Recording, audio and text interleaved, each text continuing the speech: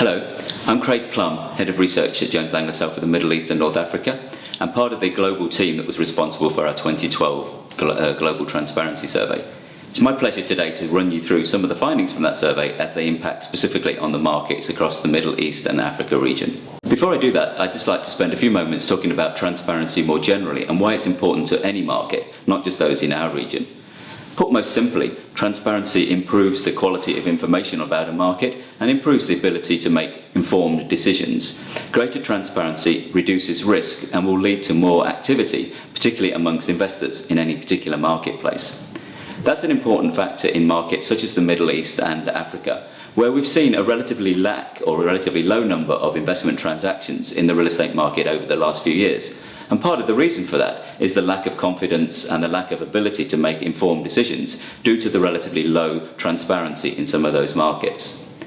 So the first finding we need to emphasize today is that the Middle East and Africa region scores the least transparent of the four major regions that we include in our survey for 2012. Out of the four markets we look at, which is Europe, the US and Americas more generally, Asia Pacific and the Middle East and Africa, the Middle East and Africa is the least transparent of those markets, with the 23 countries that we monitor across that region having an average level of transparency below that in the other regions.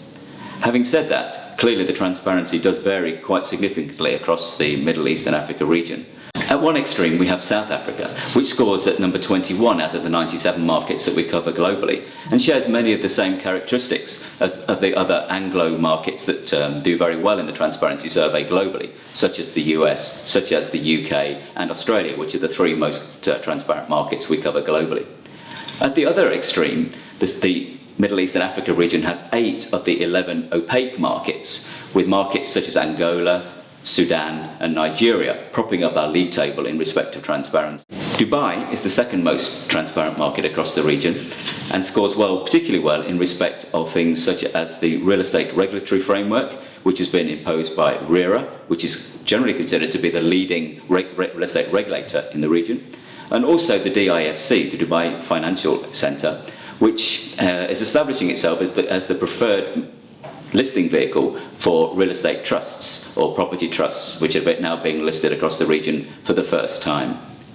So through those mechanisms, Dubai has been seen as something of a safe haven in a relatively volatile region, and that has improved and increased its attractiveness amongst investors over the last few years.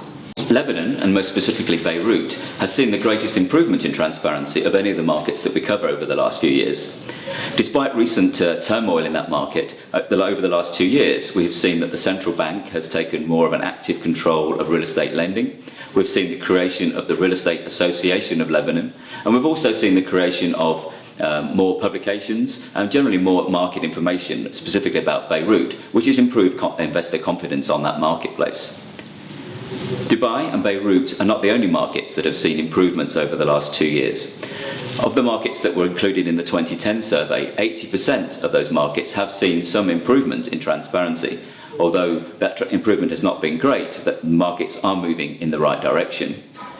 But more needs to be done. There are still a number of areas where the Middle East and Africa generally lag behind other regions in the world in respect of real estate transparency.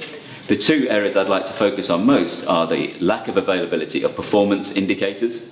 With the exception of South Africa, there is very little data available on investment performance, and also the lack of market information, fundamental information around demand and supply, which will help investors and occupiers make more informed decisions. That there will be improvements made in those areas over the next few years, and that by the time we do the next survey in 2014, we will be expecting to see an improvement in transparency across our region. The reasons we say that include the recognition amongst policymakers of the importance of transparency, the recognition amongst policymakers of trying to avoid political scandals and other corruption scandals which have held back the level of occupier demand and investor demand in a number of markets over the last few years. Also the greater interest amongst both occupiers and investors in the markets across this region. And those investors and occupiers are used to high levels of transparency in markets overseas, and we think that will translate into demand for higher transparency in the markets within our region. And also the move towards more sustainability. with increased emphasis on green buildings and sustainable buildings, which we think will also lead to more transparency and the availability of more market information. We hope that you find the findings of our 2012 Transparency Survey to be of interest and to be of value. We invite you to download the full report from our website, and I look forward to receiving any comments or feedback that you may have about how the survey impacts on the Middle East and Africa region. Thank you and happy reading.